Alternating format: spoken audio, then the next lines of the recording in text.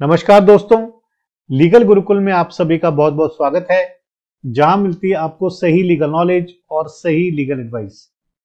दोस्तों, बहुत बारी पति पत्नी के बीच में इस बात को लेकर के लड़ाई झगड़ा हो जाता है कि पति अपने माता पिता की सेवा करता है, माँ के साथ समय बिताता है और जरूरत पड़ने पर उन्हें फाइनेंशियली हेल्प भी करता है।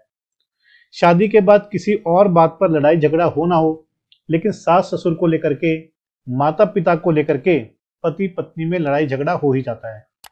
जबकि दूसरी तरफ पत्नी ये रियलाइज नहीं कर पाती कि वो खुद अपने माता पिता से कितनी अटैच्ड है, उनकी कितनी सेवा करती है और हर तरह से उन्हें हेल्प करना चाहती है।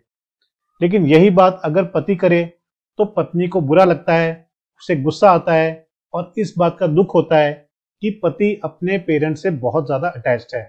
दोस्तों, अगर पति पत्नी को नेग्लेक्ट करके अपने माता पिता की सेवा करता है तो ये कहा जा सकता है कि पति की गलती है। लेकिन अगर पति दोनों तरफ बैलेंस बनाकर चलता है, पत्नी को भी समय देता है और अपने पेरेंट्स को भी समय देता है, तो ये कहां तक गलत है। दोस्तों, आज हम एक ऐसे केस के बारे में बात करेंगे जहां पर पत्नी ने ये आरोप लगाया कि पति अपनी माँ की सेवा करता है, उसे समय देता है, उससे बातचीत करता है और फाइनेंशियली हेल्प भी करता है, और ये सब पत्नी पर अत्याचार है, एक तरह से घरेलू हिंसा है। दोस्तों, वीडियो बहुत ही इंपॉर्टेंट है, इसलिए आपने वीडियो को अंत तक जरूर देखना है। यदि आपने अभी तक चैनल को सब्सक्राइब नहीं किया है तो चैनल को सब्सक्राइब कर लीजिए, साथ ही नोटिफिकेशन बेल आइकन दबा दीजिए। इन केस आपकी कोई भी लीगल समस्या है, लीगल प्रॉब्लम है, तो वो भी आप मुझे भेज सकते हैं। यदि आप अर्जेंटली मुझसे बात करना चाहते हैं, अपने मैटर को डिस्कस करना चाहते हैं, तो आप कॉल मी फॉर एप्लीकेशन का इस्तेमाल कर सकते हैं या ईमेल से भी मुझसे 1-to-1 सेशन की अपॉइंटमेंट ले सकते हैं। दोस्तों, इस केस में एक पत्नी के द्वारा अपने पति और ससुराल वालों के खिलाफ डोमेस्टिक वायलेंस एक्ट के तहत केस फाइल किया गया। पत्नी का आरोप था कि पति और ससुराल वालों के द्वारा उस पर अत्याचार किया जाता था, घरेलू हिंसा की जाती थी। सास और पति दोनों मिलकर उससे लड़ाई झगड़ा करते थे, उससे बहसबाजी करते थे और उसे हरास करते थे। पत्नी ने यह भी बताया कि 1993 से लेकर के 2004 यानी कि तकरीबन 10-11 साल तक पति ने विदेश में काम किया और जब भी पति वापस आता था तो अपनी मां से मिलने जरूर जाता था और मां को पैसे भी भेजता था। दोस्तों, पत्नी को यह बात बिल्कुल भी पसंद नहीं थी कि पति अपनी मां से बात करे, उसके साथ समय गुजारे या उसे किसी भी तरह की फाइनेंशियली हेल्प करे, और इस बात को लेकर के पति पत्नी के बीच में लड़ाई झगड़ा भी होता था। दोस्तों, पत्नी ने मौजूदा केस में इंटरिम मेंटेनेंस की एप्लीकेशन भी लगाई थी, जिसे कि मजिस्ट्रेट कोर्ट के द्वारा अलाउ कर दिया गया और पत्नी की फेवर में इंटरिम मेंटेनेंस बांध दिया गया। इसके बाद जब डोमेस्टिक वायलेंस केस के एलिगेशन प्रूव करने की बात आई, यानी कि एविडेंस की बात आई, तो पत्नी पूरी तरह से फेल हो गई और किसी भी एलिगेशन को प्रूव नहीं कर पाई।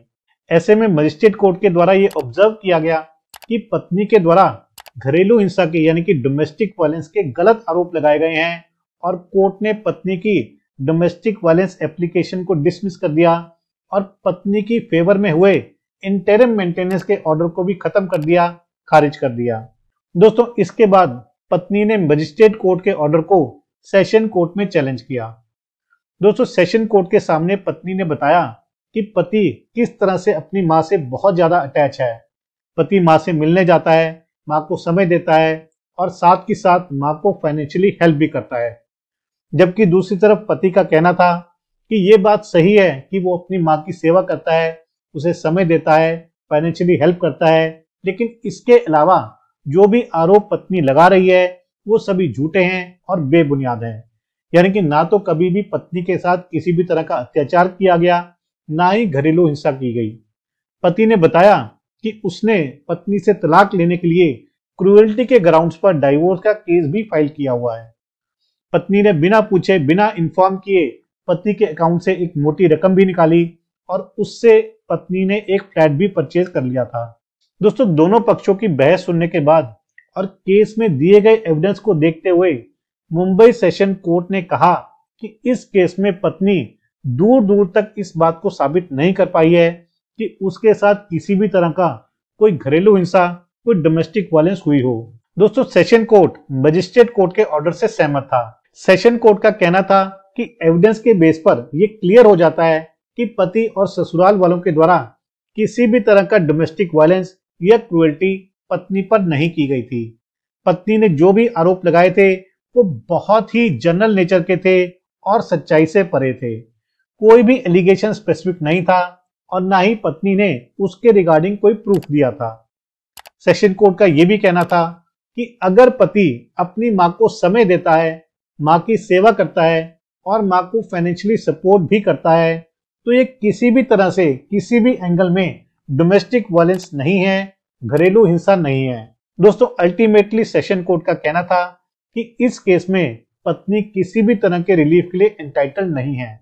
सेशन कोर्ट के द्वारा पत्नी की अपील को डिसमिस किया गया और मजिस्ट्रेट कोर्ट के ऑर्डर को सही ठहराया गया, जिसमें कि मजिस्ट्रेट ने भी पत्नी के डोमेस्टिक वायलेंस केस को डिसमिस कर दिया था। दोस्तों इस जजमेंट से एक बात बिल्कुल क्लियर हो जाती है कि अगर पति शादी के बाद अपने पेरेंट्स से, अपने माता पिता से अच्छे रिलेशन बनाकर रखना चाहता है, उनकी परवाह करता है, उन्हें समय देता है, उनकी जरूरतों का ख्याल रखता है और फाइनेंशियली सपोर्ट की जरूरत है तो फाइनेंशियली हेल्प भी करता है, अगर ये सब पत्नी को पसंद नहीं है और वो इन सबको आधार बनाकर पति पर डोमेस्टिक वायलेंस का केस करती है तो ऐसी पत्नी किसी भी रिलीफ के लिए एंटाइटल्ड नहीं है। क्योंकि एक बेटे के द्वारा अपनी मां की सेवा करना, उसके साथ समय बिताना, उसे फाइनेंशियली हेल्प करना किसी भी एंगल से डोमेस्टिक वायलेंस नहीं है। दोस्तों इस केस के रिगार्डिंग आपके क्या विचार हैं जरूर शेयर कीजिएगा। यदि आपकी कोई लीगल समस्या है, लीगल प्रॉब्लम है तो वो भी आप मुझे भेज सकते हैं। इस जजमेंट का लिंक मैं आपको डिस्क्रिप्शन में दे दूंगा, वहां जाकर के आप इसको डाउनलोड करके पढ़ सकते हैं, समझ सकते हैं और अपने केस के फैक्ट्स के अनुसार यूज भी कर सकते हैं। तो आशा करता हूं कि आपको वीडियो पसंद आया होगा। यदि वीडियो पसंद आए तो वीडियो को लाइक और शेयर जरूर कीजिएगा। चैनल को सब्सक्राइब करना मत भूलिएगा। अगली बारी मिलेंगे नए वीडियो में नए टॉपिक के साथ। तब तक के लिए धन्यवाद। जय हिंद।